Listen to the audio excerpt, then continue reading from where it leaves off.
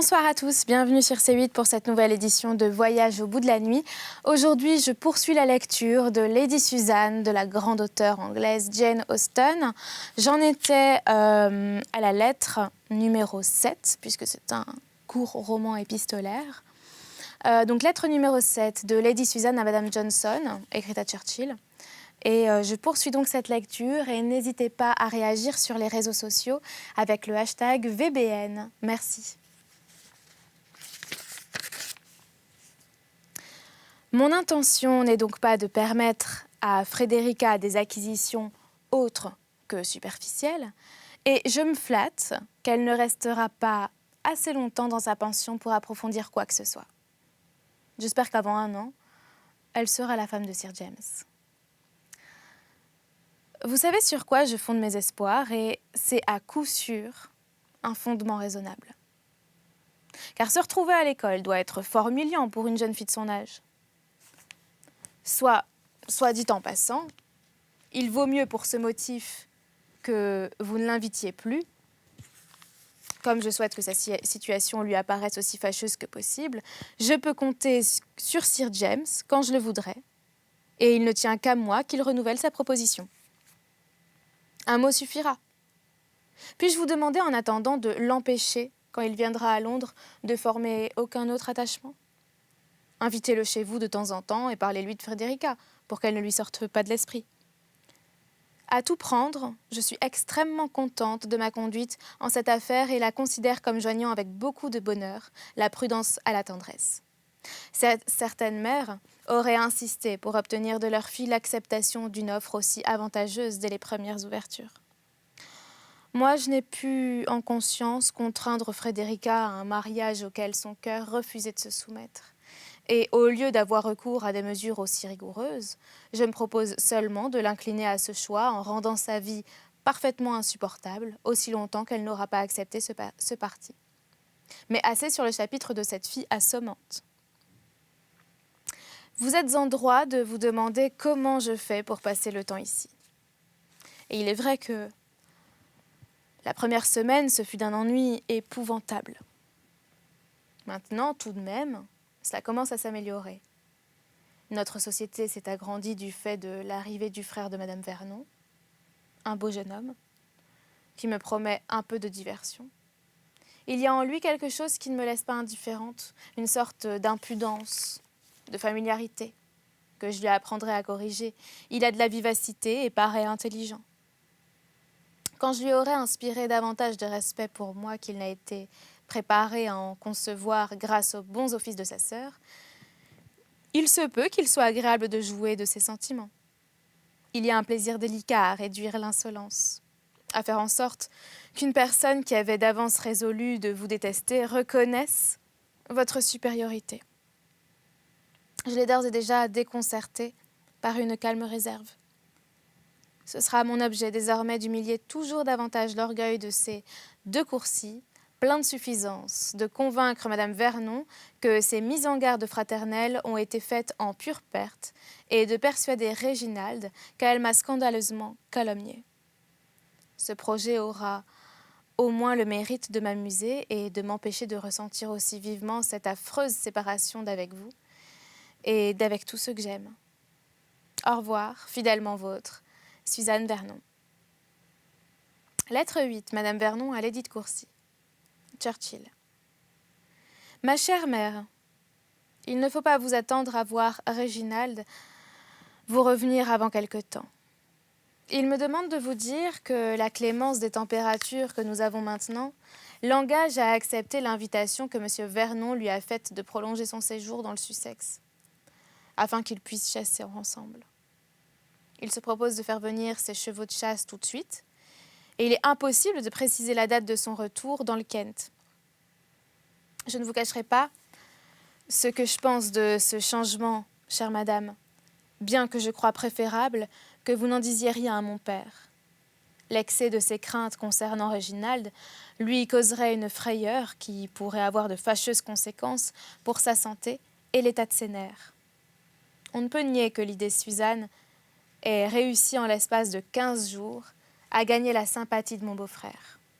Bref, je suis persuadée que la continuation de sa visite ici, au-delà du terme initialement prévu pour son départ, est due autant à un certain charme qu'elle exerce sur lui qu'au désir de chasser en compagnie de M. Vernon. Il en résulte, bien entendu, que je ne puis prendre à la longueur de son séjour le plaisir que la présence parmi nous de mon frère me procurerait en d'autres circonstances. Je suis, à vrai dire, indignée des artifices déployés par cette femme sans principe. Quel témoignage plus probant de ses dangereux talents pourrait être apporté que cette perversion du jugement de Réginald qui, à son arrivée ici, lui était si décidément hostile. Dans sa dernière lettre, il allait jusqu'à me donner des détails sur sa façon d'agir à Langford, tels qu'il les tenait d'une personne qui la connaissait parfaitement bien, détails qui, s'ils étaient avérés, devaient la rendre haïssable. Réginald lui-même était tout à fait enclin à leur ajouter foi. Il pensait d'elle plus de mal que d'aucune autre femme en Angleterre, et arrivant ici, il était clair qu'il la considérait comme n'ayant droit ni à des ménagements, ni à du respect, et qu'il avait le sentiment qu'elle serait ravie de faire l'objet des attentions de quiconque serait disposé à faire le joli cœur auprès d'elle. La façon de se comporter de Lady Suzanne, je l'admets, a été calculée pour dissiper pareille idée. Je n'y ai absolument rien décelé d'inconvenant. Pas une ombre de vanité, de prétention, de légèreté. À tout prendre, elle a tant de charme que je n'aurais pas été étonnée qu'il en eût été coiffé s'il n'avait rien su d'elle avant de la rencontrer personnellement. Mais que, contre toute raison, malgré sa conviction, il puisse lui trouver autant d'attrait qu'il lui en trouve à n'en pas douter. Vraiment, cela me déconcerte. Au commencement, son admiration était des plus vives, mais rien que de naturel, et je n'étais pas surprise qu'il fût frappé par la douceur et la délicatesse de ses manières. Mais depuis peu, quand il parle d'elle, c'est en des termes plus extraordinairement élogieux. Hier, il est allé jusqu'à dire qu'il ne pouvait être étonné de tous les faits sur le cœur d'un homme, de tant de grâce et tant d'esprit. Et lorsque, en réponse, j'ai déploré les fâcheuses propensions de sa nature, il a fait observer que, quelles qu'aient pu être ses erreurs, on devait les imputer à une éducation négligée et à un mariage précoce. En tout point, c'était une femme merveilleuse. Cette tendance à excuser sa conduite ou à oublier dans la chaleur de son admiration me navre. Et si je ne sais pas que Réginald est chez lui à Churchill, au point qu'il ne lui est pas nécessaire d'avoir une invitation pour prolonger une visite, je regretterais que M. Vernon lui en eût jamais fait une. Les intentions de Lady Suzanne sont évidemment celles d'une coquetterie sans bornes ou d'un désir d'admiration universelle. Je ne puis imaginer un seul instant qu'elle ait en vue quelque chose de plus sérieux. Mais je suis mortifiée de voir qu'un jeune homme possédant le bon sens de Réginald puisse être sa dupe en aucune façon. Je suis, etc. Catherine Vernon. Lettre 9, Madame Johnson à Lady Suzanne. Ma bien chère amie, je vous complimente de l'arrivée de Monsieur de Courcy et vous conseille absolument de l'épouser. Le domaine de son père, nous le savons, est vaste et j'en suis assurée inaliénable si Réginald est atteint de graves infirmités. Et il est peu probable que vous le trouviez longtemps au travers de votre chemin. On dit du bien du jeune homme autour de moi, et quoique personne ne soit véritablement digne de vous, très chère Suzanne, Monsieur de Courcy peut valoir qu'on l'épouse. Manoiring, bien entendu, tempêtera, mais vous saurez facilement l'apaiser. J'ajoute que les considérations de l'honneur le plus scrupuleux ne pourraient exiger de vous d'attendre que lui aussi fût rendu libre. J'ai vu Sir James. Il est venu à Londres pour quelques jours la semaine dernière et il est passé par Edward Street. Je lui ai parlé de vous et de votre fille. Il est si loin de vous avoir oublié que je suis certaine qu'il se marierait aussi volontiers avec l'une qu'avec l'autre. Je lui ai laissé espérer que Frédérica pourrait se laisser fléchir et j'ai longuement entretenu de ce procès. Je l'ai grondé d'avoir fait la cour à Maria Manwaring. Il a protesté que ce n'était que par jeu. Nous avons ri de bon cœur, tous les deux, de la déconvenue de la demoiselle. Bref, nous nous sommes bien amusés. Il est plus sot que jamais. Fidèlement vôtre, Alicia. Lettre 10. Lady Suzanne à Madame Johnson. Churchill. Je vous suis très obligée, ma chère amie, de vos conseils au sujet de Monsieur de Courcy. Je sais que vous me les avez donnés parce que vous étiez tout à fait persuadée de leur opportunité, mais je ne suis pas entièrement résolue à les suivre. Je ne peux facilement parvenir à une décision sur une question aussi sérieuse que le mariage, surtout quand je considère que je ne suis pas à présent à court d'argent et courrais peut-être le risque, tant que le père serait en vie, de tirer fort peu de profit de cette situation, de cette union, pardon. Il est vrai que j'ai la vanité de la croire à ma portée.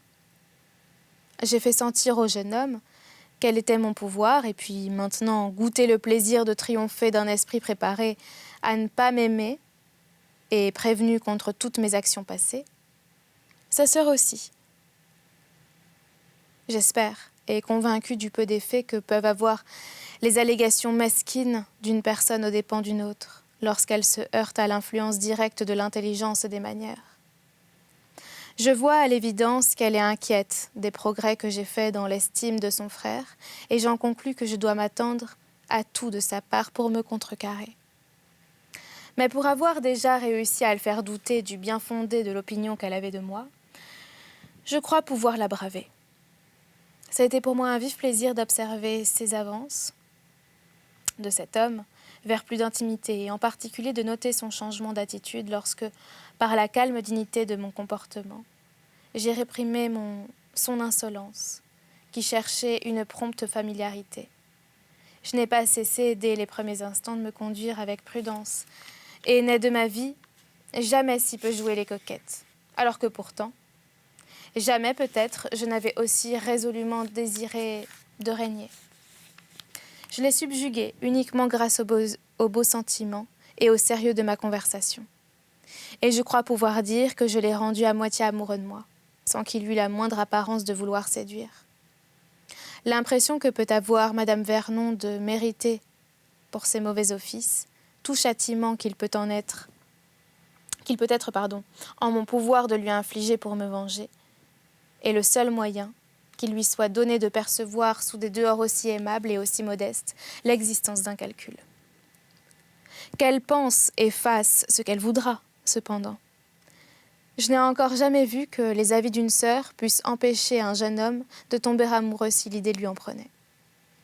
Nous nous acheminons maintenant vers une sorte de confidence. Bref, il est probable que nous allons nous lier par quelque chose comme de l'amitié platonique. De mon côté, soyez assurés que cela n'ira jamais plus loin. Si je n'étais aussi attachée à quelqu'un d'autre que je puis l'être à qui que ce soit, je mettrais un point d'honneur à ne pas accorder mon affection à un homme qui a osé se faire de moi une aussi piètre idée. Réginald a belle tournure et n'est pas indigne des éloges qui lui ont été décernés devant vous. Mais il est encore bien loin de valoir notre ami de Langford. Il a moins d'urbanité. Il donne à entendre avec moins de bonheur que Manwaring, et toute proportion gardée, il manque du talent de dire ces choses délicieuses qui vous réconcilient avec vous-même ainsi qu'avec le monde entier. Il est cependant, à n'en pas douter, assez agréable pour me procurer de la distraction et faire passer fort plaisamment beaucoup d'heures qui sans cela seraient consacrées à tenter de faire céder la réserve de ma belle-sœur et à écouter les propos insipides de son époux. Ce que vous me dites de Sir James est de plus en plus satisfaisant, et je compte laisser entrevoir mes intentions à mademoiselle Frédérica dans un très proche avenir. Bien à vous, etc. Suzanne Vernon. Lettre 11. Madame Vernon à Lady de Courcy. Vraiment, ma chère mère, je me fais de plus en plus de soucis au sujet de Réginald, en observant les très rapides progrès de l'influence que Lady Suzanne a sur lui. Ils sont maintenant dans les termes de l'amitié la plus particulière. Ils ont souvent ensemble de longues conversations et elle a réussi, grâce à la coquetterie la plus habile, à soumettre le jugement de mon frère à ses desseins. Il est impossible de voir l'intimité qui les lie au bout de si peu de temps, sans en concevoir quelque frayeur. Bien que j'ai peine à croire que les buts poursuivis par Lady Suzanne aillent jusqu'au mariage, mon souhait serait que vous fissiez revenir Réginald de chez vous, sous quelque prétexte qu'on pût croire. Il n'est nullement disposé à nous quitter. Et j'ai fait, en sa présence, autant d'allusions à la santé précaire de mon père qu'il m'était possible d'en faire dans ma propre maison sans manquer au savoir-vivre les plus élémentaires. Le pouvoir qu'elle a sur lui doit maintenant être illégitimité, puisqu'elle a entièrement fait disparaître l'opinion défavorable qu'elle avait d'elle auparavant et l'a convaincue non seulement d'oublier, mais de justifier sa conduite. Le rapport qu'avait fait M. Smith de ses agissements à Langford et dans lequel il l'accusait d'avoir rendu M. Mainwaring et un jeune homme fiancé à Mlle Mainwaring follement amoureux d'elle, rapport auquel Réginald donnait un entier crédit, n'est plus, à ce qu'il croit maintenant, qu'une invention de la médisance. Il me l'a dit avec une chaleur dans l'expression qui témoignait de son regret d'avoir lui-même jamais été persuadé du contraire. Avec quelle sincérité je déplore qu'elle ait jamais franchi le seuil de cette maison.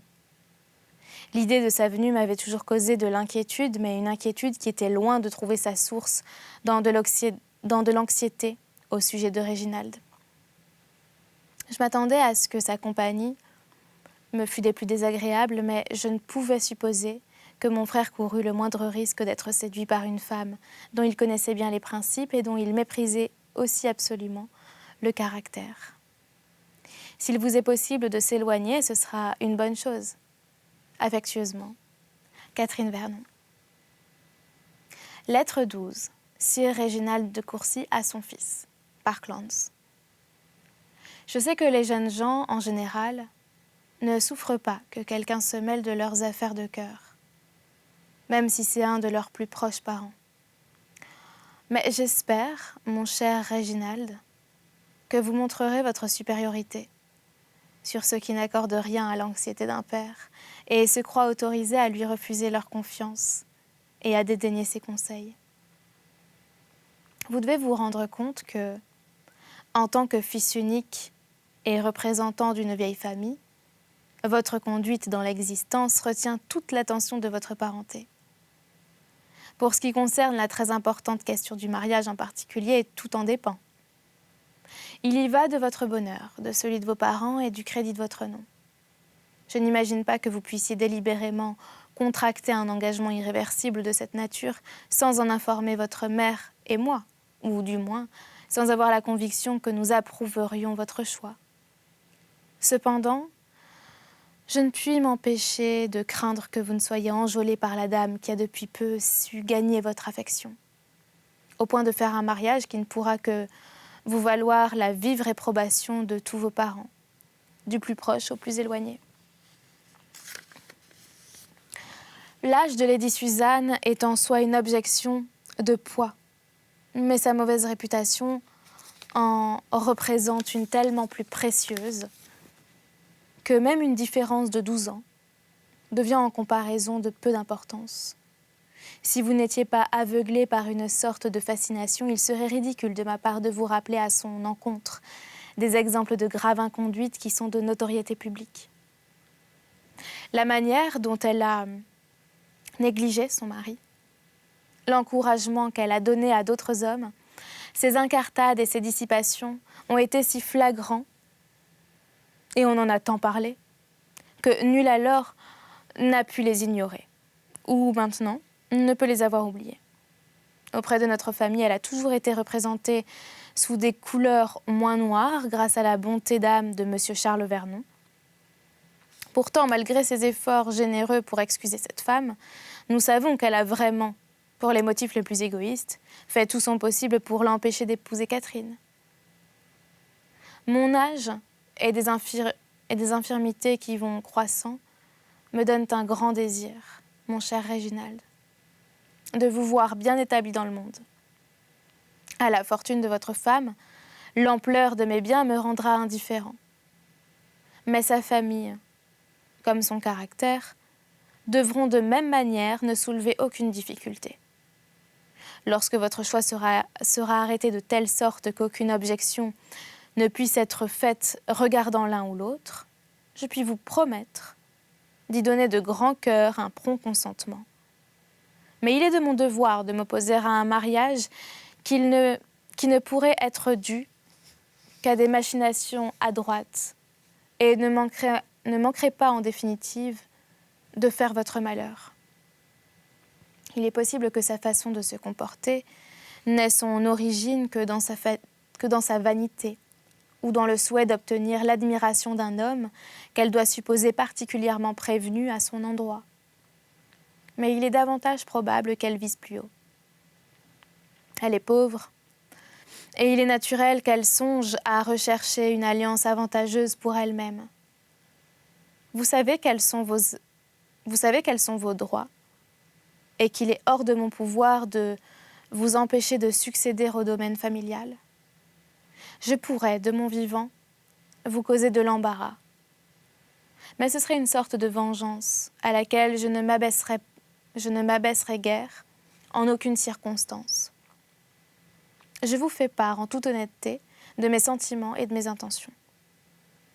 Je ne voudrais pas m'appuyer sur vos craintes, mais me reposer sur votre bon sens et votre affection. Ce serait la ruine de tout ce qui peut me rendre la vie aimable que de vous savoir mariée à Lady Suzanne Vernon. Cela signifierait la fin de cette tranquille fierté avec laquelle j'ai toujours considéré mon fils. Je rougirais de le voir, d'entendre parler de lui, de l'évoquer en pensée. Il se peut que cette lettre ne serve à rien d'autre qu'à me libérer l'esprit, mais je considérais qu'il était de mon devoir de vous dire que votre inclination pour Lady Suzanne n'était pas un secret pour vos amis, et de vous mettre en garde contre cette personne. Je serais heureux de connaître les raisons que vous avez de ne pas ajouter foi aux informations de M. Smith. Il y a un mois, vous n'aviez aucun doute sur leur véracité. Si vous pouvez m'assurer de me nourrir d'autres desseins que de tirer plaisir quelque temps de la conversation d'une femme intelligente et d'accorder votre admiration à sa beauté et à ses talents, sans pour cela fermer les yeux sur ses défauts, vous me rendrez ma tranquillité.